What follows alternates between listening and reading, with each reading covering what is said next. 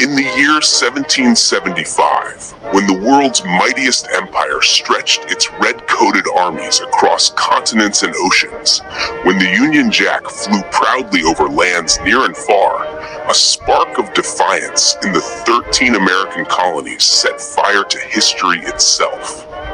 For the American Revolution was not merely a war of muskets and cannons, but the struggle of ordinary men and women rising against the weight of empire, a clash of ideals that declared liberty more powerful than kings.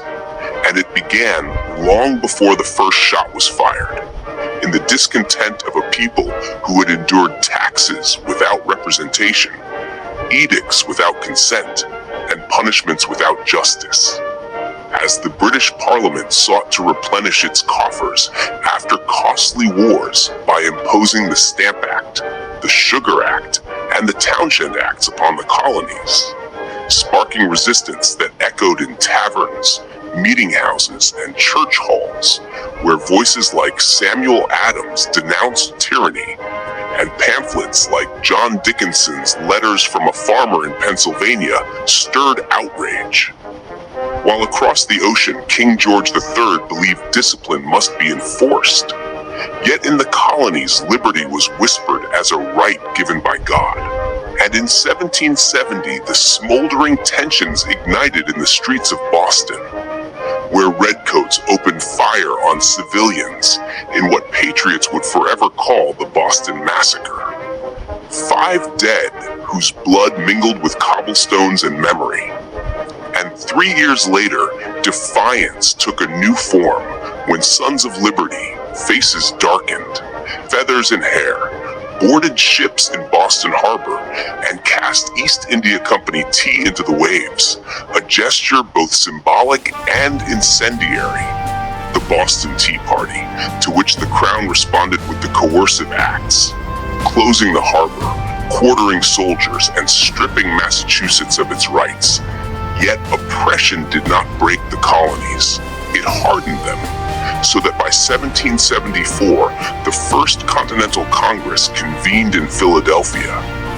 Men of different backgrounds uniting to demand their liberties, while Patrick Henry thundered in Virginia, "Give me liberty or give me death." Words that became a battle cry across the land. And by April of 1775, British troops marched to Lexington and Concord to seize arms and silence resistance. But there on the village green, farmers, shopkeepers, and blacksmiths stood their ground, and a musket fired. The shot heard round the world, and the American Revolution began. Blood spilled upon fields that had once been quiet pastures, patriots chasing British troops back toward Boston, emboldened by the realization that the might of empire could be resisted. And soon the Battle of Bunker Hill followed, smoke rising over Charlestown as colonial militia, low on ammunition, stood firm until forced to retreat, yet having inflicted heavy losses upon the redcoats, proving that courage could balance discipline. While in Philadelphia, the Second Continental Congress convened, appointing George Washington, a tall Virginian of calm strength and iron resolve, as commander-in-chief of the Continental Army. A force not yet an army, but a dream stitched together from volunteers.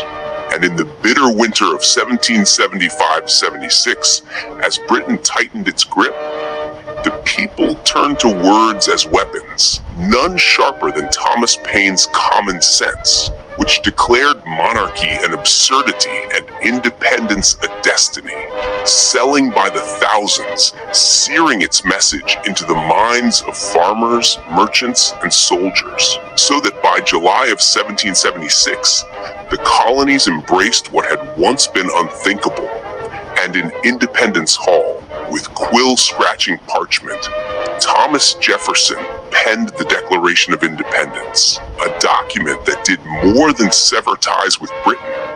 It proclaimed to the world the radical idea that all men are created equal, and that governments derive their power from the consent of the governed, And when the delegates signed, they knew they signed their own death warrants should the cause fail. Yet they pledged their lives, fortunes, and sacred honor, and the revolution surged forward. Now a war not just of protest, but of birth. A nation struggling to be born, facing the might of British armies and Hessian mercenaries, yet fueled by the belief in liberty. And so the war raged across years and states, battles fierce and fortunes shifting. Washington leading daringly across the Delaware on Christmas night 1776 to surprise Hessians at Trenton, then striking again at Princeton. Victories that breathed life into a cause that seemed at times all but lost. For the winter at Valley Forge tested the very soul of the revolution. Soldiers barefoot in snow, hunger gnawing, disease rampant, yet Washington stood unshaken. And with the drills of Baron von Steuben, a Prussian officer who turned farmers into disciplined soldiers, the ragged army was forged anew. And in 1777, at Saratoga, American forces under Horatio Gates and Benedict Arnold defeated General Burgoyne's army, a turning point so profound it convinced France to join openly. For liberty's cause had proven itself viable, and soon French ships and soldiers, with leaders like the young Marquis de Lafayette and the seasoned Rochambeau, crossed the Atlantic to stand beside America, while Spain and the Netherlands too lent their support, transforming a rebellion into a global war, stretching British resources thin from the Caribbean to India.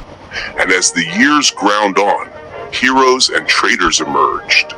Benedict Arnold selling his honor, Nathan Hale giving his life with the words, "I only regret that I have but one life to lose for my country," while women like Deborah Sampson disguised themselves to fight, and others like Abigail Adams urged their husbands to remember the ladies.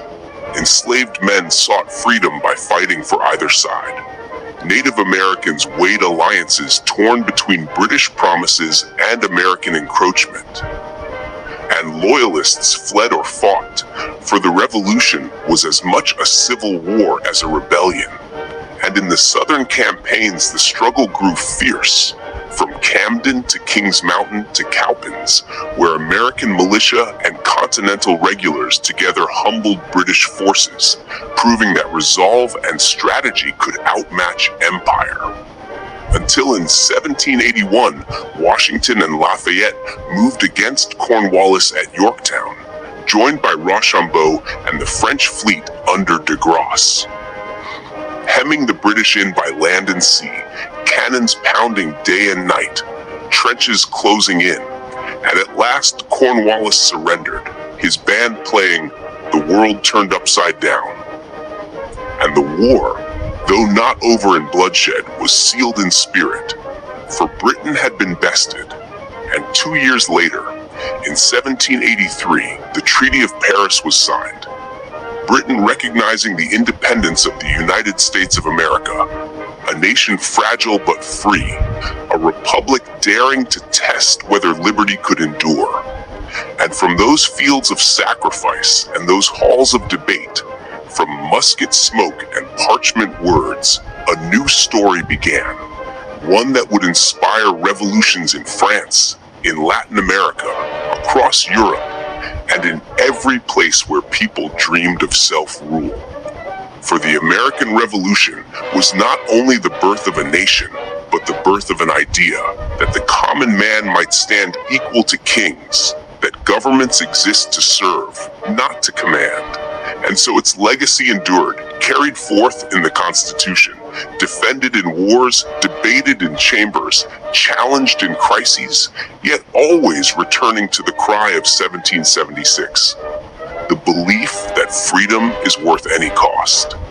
And so when we look back upon Lexington's Green, upon Washington crossing the Delaware, upon the snow at Valley Forge, upon the surrender at Yorktown, we see not only history, but destiny, the moment when a people dared to declare themselves free and proved with sacrifice that such daring could triumph.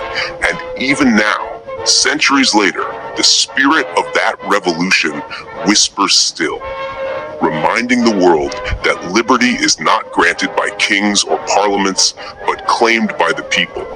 And thus the United States of America was born, not in ease, but in struggle, not in privilege, but in courage. And it stands to this day as a living testament to the power of those words, once written with trembling hands but thunderous conviction. We hold these truths to be self-evident, that all men are created equal. Words that lit a fire which even now, across oceans and ages, continues to burn.